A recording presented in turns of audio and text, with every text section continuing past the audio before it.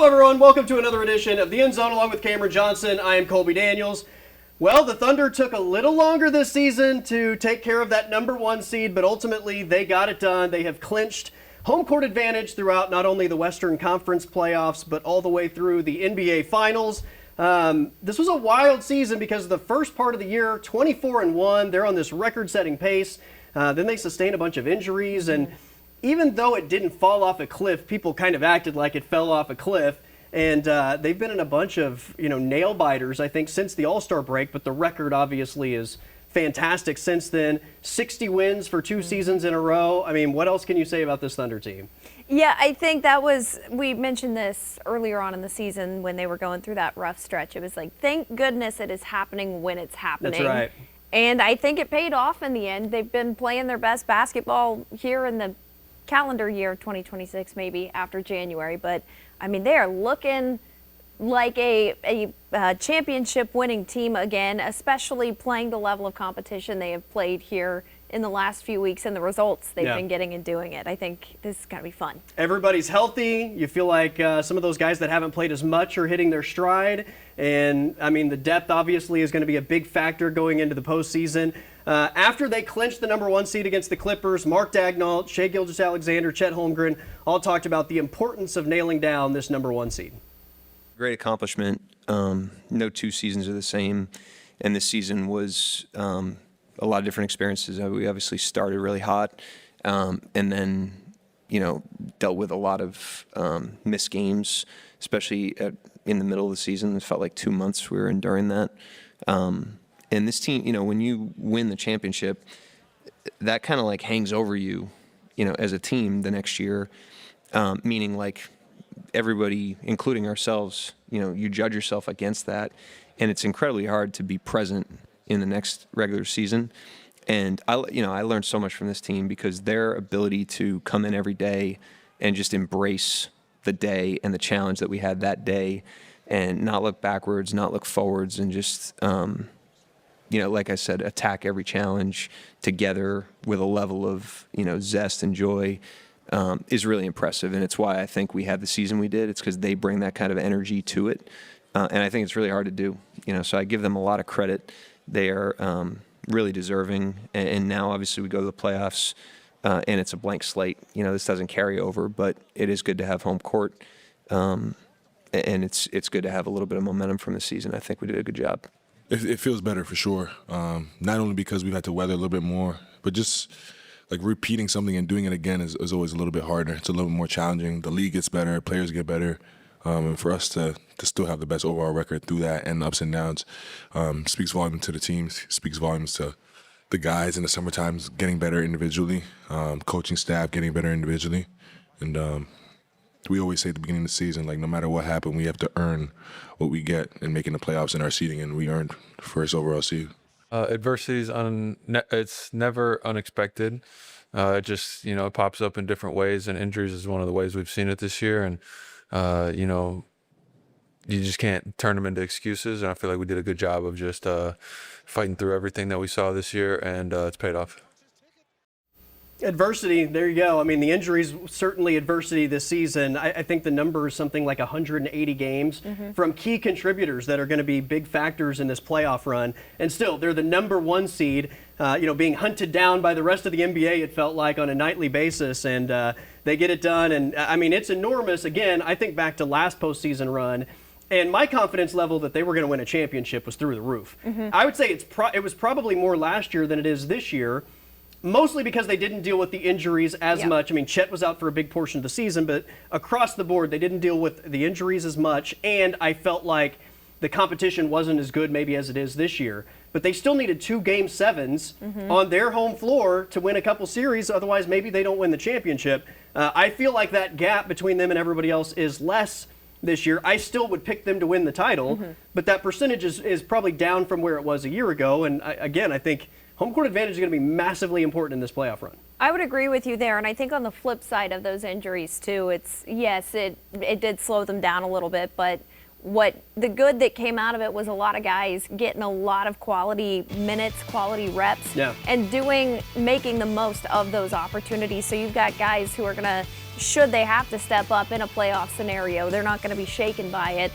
So I think that's a big benefit for them heading into this playoff stretch. I also think I saw the stat that this is the OKC is the 6th team to have the best record 3 years in a row since there was a certain cutoff in there. But Since the merger, I believe. yes, Yeah. yes. And it said all of those teams that did that went on to win multiple championships Yeah. in that time. So we'll Yeah, see. they're also trying to be the first team since the Bulls in the 90s to have the best record in the NBA in back-to-back seasons and win the title.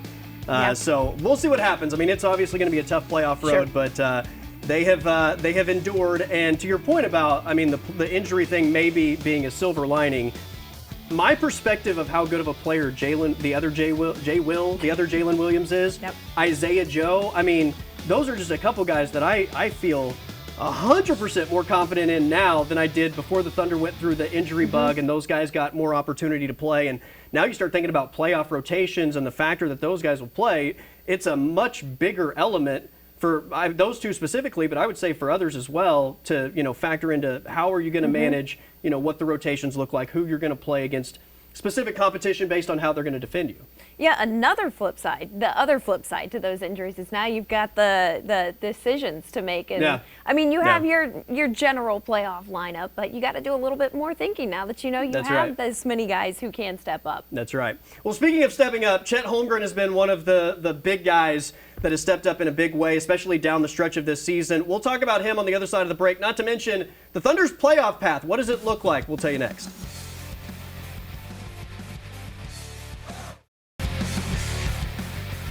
All right, welcome back to the show. Along with Cameron Johnson, I'm Colby Daniels. Thunder will wrap up the regular season Sunday night, hosting the Phoenix Suns at the Paycom Center. So we are this close to playoff basketball. We'll get into the playoff scenarios and the play-in tournament and all of that stuff. But I do have to mention it's kind of a weird scenario because last year Chet missed most of the regular season.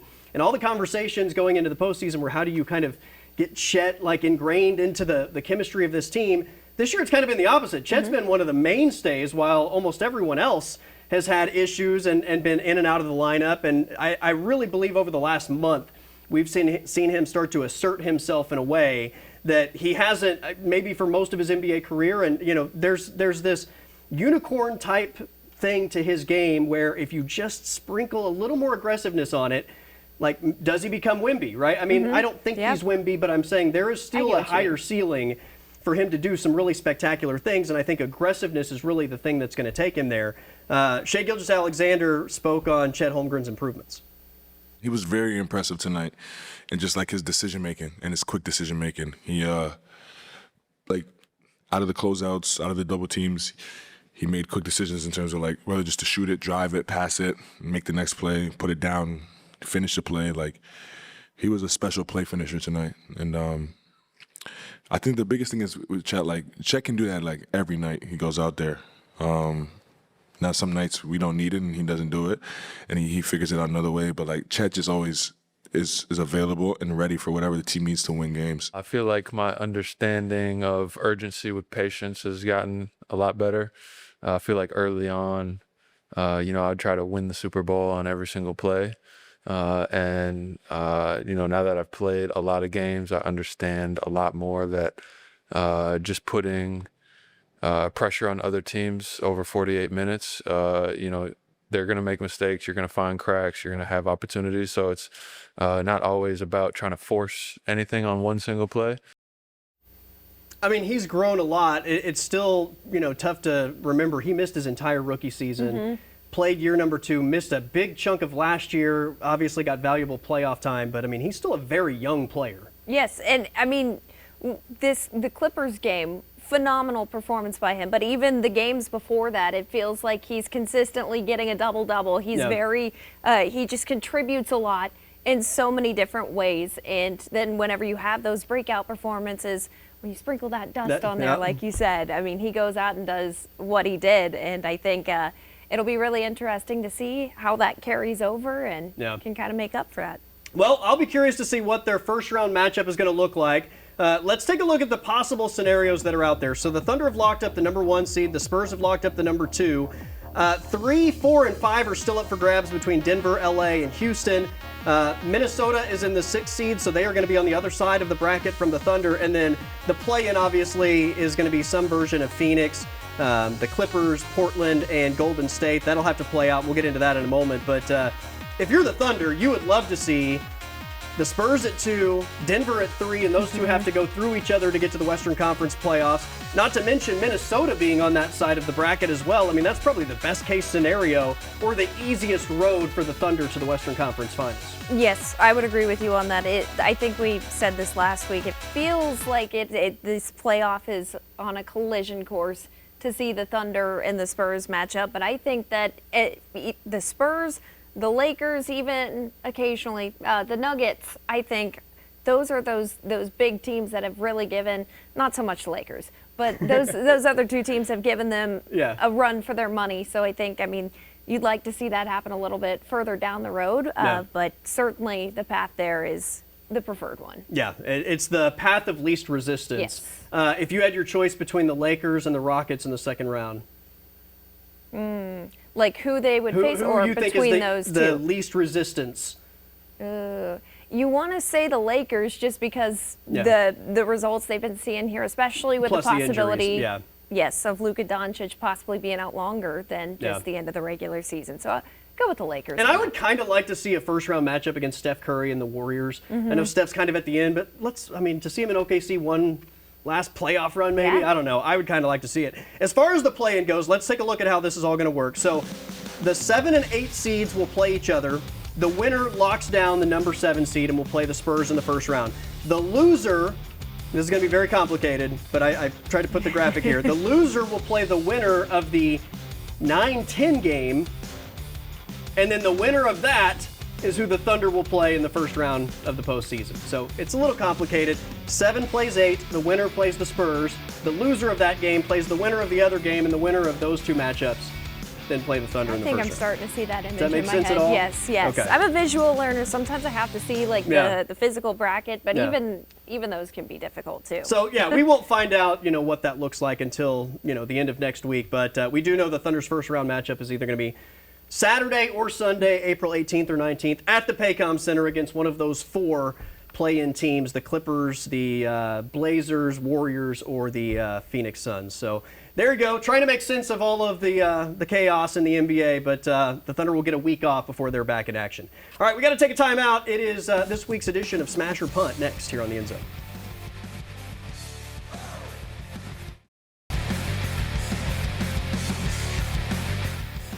Welcome back to the End Zone. That is Cameron Johnson. I am Colby Daniels. It's time for Smash or Punt. I will make a statement. If you agree with it, you're going to smash. If you disagree with it, you're going to punt it away. We just talked about the Thunder and Chet Holmgren's improvement. So smash or punt, Chet Holmgren will be the Thunder's second leading scorer in the playoffs this season. It's going to be close. But given how he's been here recently, I think saying smash is not a wild out there answer. I'm gonna go with smash. All right, smash for that one. Interesting stat. Both J-Dub and Chet are averaging 17.1 points per game this season, which is kind of crazy that it's exactly to the 10th the same. I'm going to go punt, not because I don't think he's going to improve, but I just think J-Dub handles the ball so much, and he's kind of built for postseason basketball as we saw last year. There is that. I think it's going to be J-Dub, but I thought it was interesting enough to at least ask the question, because Chet is obviously playing a much better brand of basketball. All right, smash or punt. SGA last season averaged 29.9 points per game in the postseason.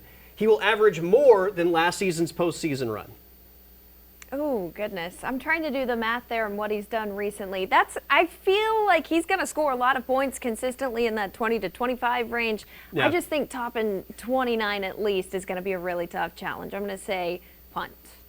I'm going to go punt as well. I think the way the teams have started to defend Shea has obviously allowed other players to have moments, and Shea, I think, has been really good at finding open players. Not to mention, I think Chet is a better scorer than he was last year. Obviously, J-Dub is going to be a significant factor. A.J. Mitchell is a much bigger factor and a bigger threat to score the ball than they had last year. So I just think the fact that you have a more diverse offensive team than you had last year is going to mean Shea's going to give the ball up maybe a little bit more. Not saying he's going to be any worse as a player, but I just think the numbers maybe don't quite match that 29.9. So I'm going to punt as well. All right, we talked about getting the number 1 seed. The Thunder needed 2 Game 7s last year to win the championship. Smash or punt, the Thunder will play multiple Game 7s in OKC in this playoff run. The initial gut reaction is smash. And I think ultimately I will say smash, but because of that, whenever you're like, oh, well, they're not as good as last year, so therefore they're probably this is going to be the year where they just get it done like that. But I'm going to say ultimately, yes, they will play in multiple Game 7s. To me, it really boils down to the Western Conference Finals and the NBA Finals, who you think they might play. I feel like whether it's Denver or San Antonio, that kind of feels like a 7-game series. And then I don't think they're going to get that level of resistance early in the Western Conference playoffs. And then is the Boston Celtics or the New York Knicks or the Cleveland Cavaliers going to push them to 7? I will go smash because I'll say it's 2. I'll say it's Denver or San Antonio in the Western Conference Finals. And then if it's Boston in the East, it's a smash. If not, I think they win in 5 against whoever. That's probably not very nice to the Eastern Conference, but you heard about the new UFL team coming to Oklahoma City, right? Yep. I've heard a lot of different head coaching ideas, so I want you to weigh in on this one. Smash or punt, Mike and Cale Gundy should co-coach the OKC UFL team. It's funny, when I saw that announcement, the first person who popped in my head was Mike Gundy should coach this. Bob Stoops can do it, or I don't know if he was XFL or UFL. But co-coaching would be an interesting thing. I think just for the sake of a family dynamic, absolutely smash. Smash all the way. Are you kidding me? To have the brotherly element of Mike and Cale Gundy? Not to mention you bring in the OSU fan base, you bring in the OU fan base. I mean, what is bad about this scenario? Now, they might not want to do that. They might not want to share. There is that. I mean, look, I have a brother. I've never wanted to share anything with my brother, and he's never wanted to share anything with me. But if they're willing to share the title, I think it would be a lot of fun, and why not? So smash for me all the way. All right, the Masters going on this weekend. The Masters is a top 4 bucket list sporting event. Smash. For me, at least, I think absolutely. I mean, I've grown to appreciate golf more here in recent years, but I think the Masters is one of those events where even my friends who don't watch golf at all, they all seem to, it shows up on their feeds. They hear all the lore that surrounds it, the tradition. I'm saying absolutely. It's one of those things that I don't think you have to like golf to want to go experience and to be there. And I mean, if you just look at the picturesque scenes from Augusta National, how could you not just want to roam around and just look at like how beautiful the course is, much less the competition. Kind of like the Kentucky Derby. That's right. I know nothing about horse racing, but I would love to go and experience it. So the Masters, I think, is absolutely a top 4 bucket list sporting event. Smash all the way. All right, that is it for Smash or Punt. We got to take a timeout. Noble McIntyre with the closing argument next here on The End Zone. All right, welcome back to the show. We are wrapping things up with the closing argument along with Noble McIntyre. I'm Colby Daniels. It is Masters Week, one of my favorite weeks of the sporting calendar. It's always interesting when you get to Masters Week and it kind of really starts the whole golf season. I think everybody out there fancies themselves a golfer until they actually get on the course and, things maybe go sideways. But this has been a long-standing question that I've had with friends of mine and that I've talked about over the years. But you can answer this 2 ways. You can answer this for yourself and for the average person. But if the average person or yourself were to enter the Masters and you were able to play every hole, but you got to start on the green from the furthest place from the hole, could you finish in the top 10 by the end of 4 days? I've been to the Masters. The Masters is a lot of fun. This is my answer is coming from my 1 semester of collegiate golf experience at Oklahoma Baptist University. Instinctively, you want to say no, that those golfers are great, those greens, the way they're laid out, but you have to look at it from a numerical situation. So the top 10 was -5 last year. If you 4-putt every hole except 6, you're in the top 10. If you 4-putt every one, you're top 14. So the real question is, can you 4-putt every hole except 6? Are there 6 holes that you think you can get a 3 on? I think because you're not trying to hit your first and second putt, you're not trying to make it, you're just trying to get close. I think if you take the first and second putt just trying to get close, there's enough holes there where you could sneak in a 3 that you stand a pretty good chance of being able to putt your way into the top 10. My only thing is I've seen too many videos where they go up on the green Right. and they'll just drop a ball and it takes off the other way. I feel like for as many times as I would do that, there would be at least 2 or 3 8s and 9s where I'm going to just keep going past the hole both ways, and it's just going to be absolutely miserable. And 2 or 3 holes will be enough to probably prevent me from making Yeah, it. you make a single 8, you're out on Right, that. So, right. I mean, the whole goal is, can you average a 4? Can Right. you average a 4? And look, you got golfers that are almost averaging a 4 teeing off. And so Yeah. it's a little embarrassing that we couldn't do that It from is. the green. But I like my chances Okay. of 4 putting every hole except 6. I may be completely out of line, but since this is my answer and I There have you one go. semester of golf at OBU, I could do it. I All could right, do it. all right. We need to make this happen. Let's get Noble McIntyre on the greens next year at the Masters. All right, that is this week's closing argument. We'll do it again next week.